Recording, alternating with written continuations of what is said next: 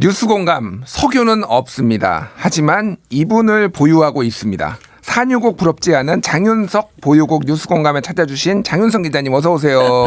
네, 석유는 없습니다. 예, 석유는 없어요. 네, 말은 많습니다. 예, 하지만은 정치 뉴스가 콸콸콸콸 나오는 뉴스공감 장윤석 기자님. 자, 먼저 석유 얘기부터 해야 될 것 같아요. 이게 그제 어제 오늘 계속 이슈인데. 그렇습니다. 자, 지난 3일에 대통령실에서 포항 석유 매장 가능성을 깜짝 발표를 했어요. 맞아요. 대통령이 왜 갑자기 이렇게 나왔느냐? 특히 이제 언론 보도를 보면은 산업부에서 이거를 보고를 한 지 하루 만에 이렇게 전격적으로 이루어졌다. 갑작스럽게 브리핑을 해서 모두가 당황하고 주식시장도 당황하고 다 당황했어요. 예, 모두가 당황했죠. 취재한 배경 좀 설명해 주십시오. 일단 대통령실에서는 이런 얘기를 하고 있어요. 140억.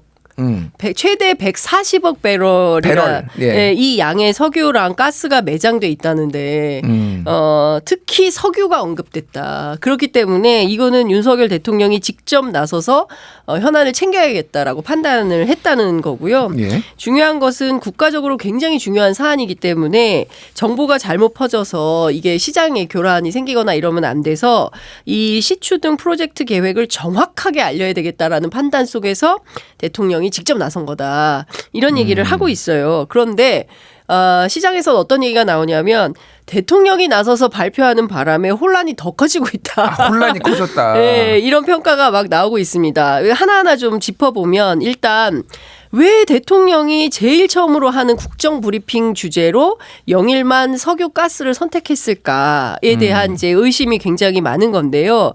언론 보도를 종합하면 이게 없던 일이 아니에요. 갑자기 드러난 일이 아니고 아시는 것처럼 65년 동안 우리는 계속 주변 바다를 탐사하면서 어디에 우리의 자원이 있나 자원 개발할 건 없나 잘 아시는 것처럼 이제 그렇게 해왔는데 이번 건도 마찬가지입니다. 석유공사가 2022년부터 2031년 그러니까 10년간의 프로젝트로 뭘 했냐면 해양 주권 확보, 에너지 안보 강화, 탄소 중립 이 세 가지를 목표를 위해서 국내 대륙붕 탐사 마스터 플랜 요걸로 이게 이름하여 광개토 프로젝트라는 건데요. 그러니까 영토를 넓히자는 거죠. 이런 차원에서 이게 발견이 됐다는 겁니다.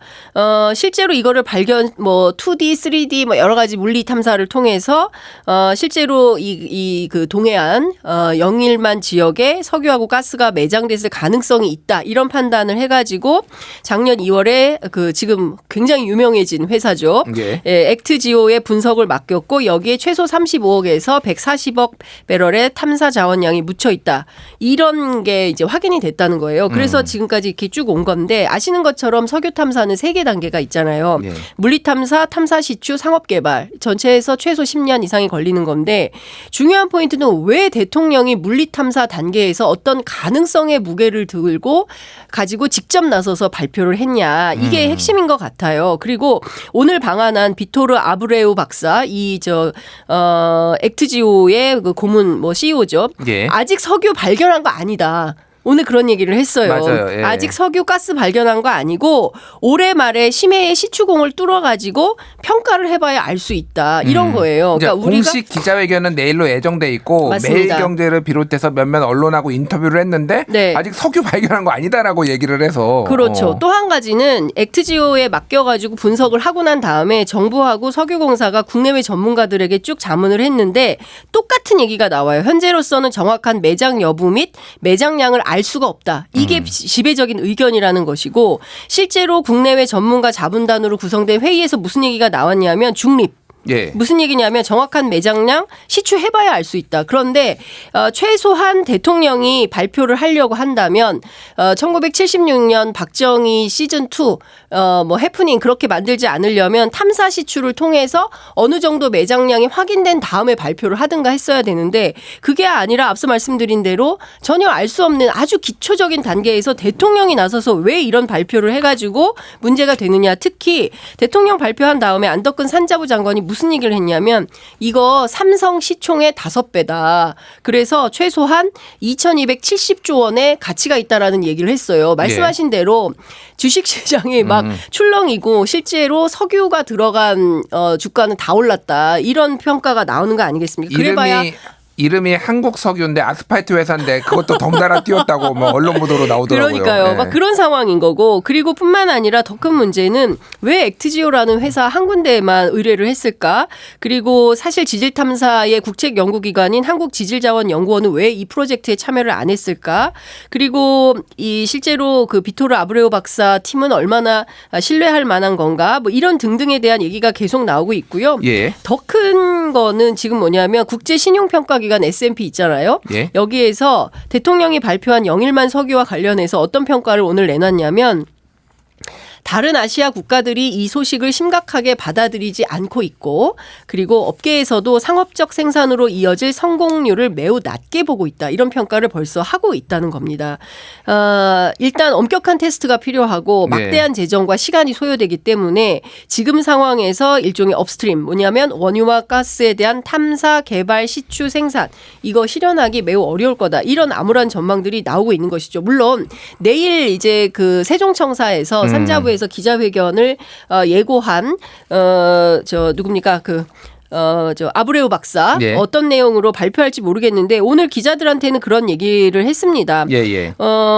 경제성이 진짜 있는 거냐라고 했을 때 그렇다. 다만 비밀 협약 때문에 자세히 말을 못하고 석유공사에 소통해라 이런 얘기를 했는데요. 제가 예. 오늘 막 취재하면서 하나의 이제 보도 자료를 발견했습니다. 석유공사가 낸 보도 자료인데요. 보도 자료요. 보도 자료 2014년 12월 10일 이후에 배포하도록 되어 있는데 호주의 우드사이드라는 회사가 있어요. 그러니까 지금 말씀해드린 저 액트지오하고 똑같은 그런 컨설팅 지질 탐사 그렇습니다. 컨설팅. 예. 그런데 지역이 똑같습니다. 동해 8광구, 6-1광구 여기에 대해서 실제로 동해에서 경북 지역의 22년치 사용분의 가스가 확보될 것을 기대한다. 예. 그래서 실제로 관련된 시추가 필요하다라고 했는데 확인하겠다고 얘기했어요. 그런데 확인이 안 되고 있습니다. 네, 그런데 잠깐만 제가 정리를 하자면 2014년에 거의 동일한 지역에 그렇습니다. 거기에 가스가 매우 많이 나올 거라고 했는데 네. 지금 그래서 제가 언론 보도를 본 것도 6-1광구 여기에 25번 이미 시추해봤다. 구멍 네. 뚫어봤다라고 했는데 지금까지 안 나왔다는 그렇습니다. 거잖아요. 그러면 똑같은 자료가 2014년도에만 나왔냐? 한 번 더 들어가 봤습니다. 그랬더니 2009년 8월 13일자 연합뉴스 보도가 있는데 여기에는 어떤 내용이 나오냐면 2011년 초 동해 대륙붕에서 석유와 가스를 찾아내기 위한 탐사 시추가 이루어질 거다라는 보도가 있어요. 예. 그러니까 2009년에 나온 보도인데 2011년 초에 이게 진행이 된다는 건데 똑같습니다. 그때는 산자부가 아니라 지식경제부예요. 2009년 시점에. 예. 동해 8광구, 제8광구 그리고 6-1광구 제가 말씀드린 석유공사에서 2014년 12월 10일 발표한 보도자료하고 동일한 내용이고요. 이때도 맞습니다.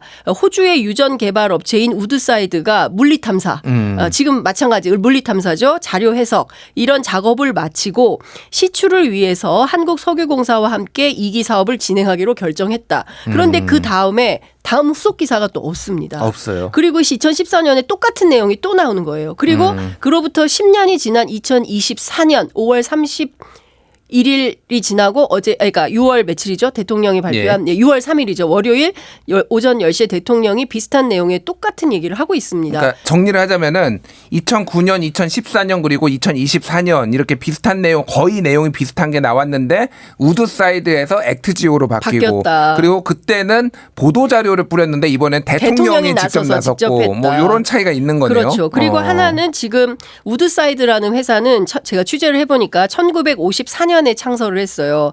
그리고 2022년에 매출액이 168억 달러고 순이익이 65억 달러입니다.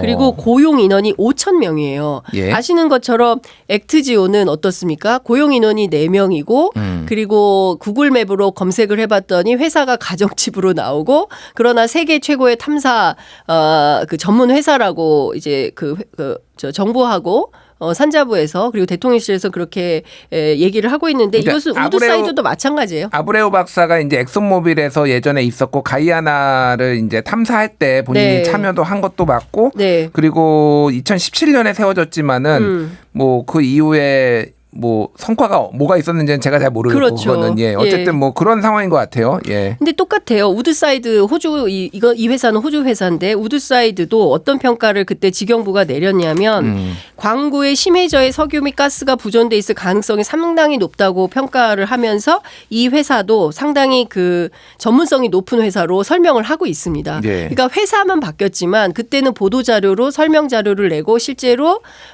시추 탐사가 어떻게 이루어졌는지 그 다음에는 확인이 안 되고 좀 추가 취재가 필요한 상황인데 산자부에서 자료를 받아서 확인을 좀 해봐야 되겠지만 회사만 바뀌었다.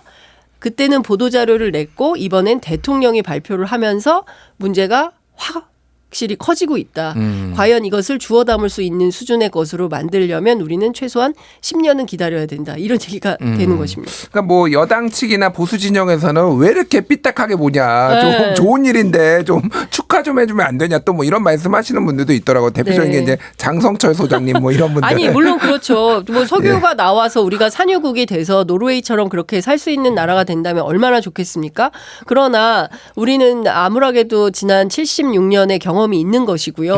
그리고 그 이후에 꾸준히 탐사를 했었고 그동안 나오지 않았었고 앞서 말씀드린 대로 업계에서 평가가 이렇기 때문에 결과적으로 큰 기대를 할 수 있겠냐라는 회의적인 여론이 많을 수밖에 없는 것이고요. 또 하나는 5월 31일 갤럽 여론조사에서 대통령 지지율이 21%로 최저치를 찍고 난 다음에 월요일 아침에 이게 발표가 됐기 때문에 많은 국민들은 어떤 국면 전환용으로 윤석열 대통령이 직접 나서서 발표를 한 거 아니냐라는 정치적 차원에서의 의구심을 상당히 드러내고 있다. 이렇게 말씀을 드릴 수밖에 없습니다. 알겠습니다. 시간이 많지 않은데 원구성 협상 얘기는 짧게 좀 해야 될 것 같아요. 오늘 이제 사상 처음으로 여당이 빠진 야당만의 단독 개원이 있었어요. 네.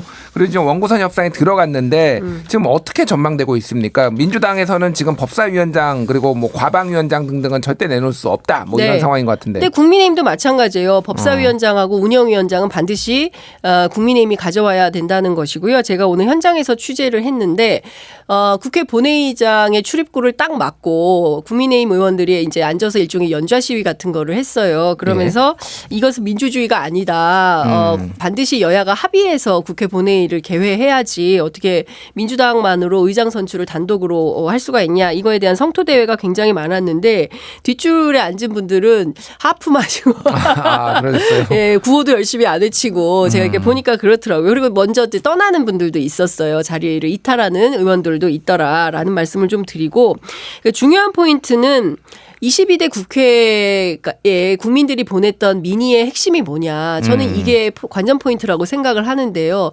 범야권 192석이나 되는 의석을 만들어서 국회에 국민들이 보냈던 이유는 지금까지 있었던 윤석열 대통령의 국정 운영의 기조를 바꾸라는 것이고 그러지 않으면 심판하겠다는 것이었고 결국 심판을 받은 겁니다. 그러면 그 민의를 수용해서 여당답게 참여해서 의장 선출하고 국회 운영에 협조하는 게 맞죠. 그게 협치이지. 우리는 들어가지 않을 거야.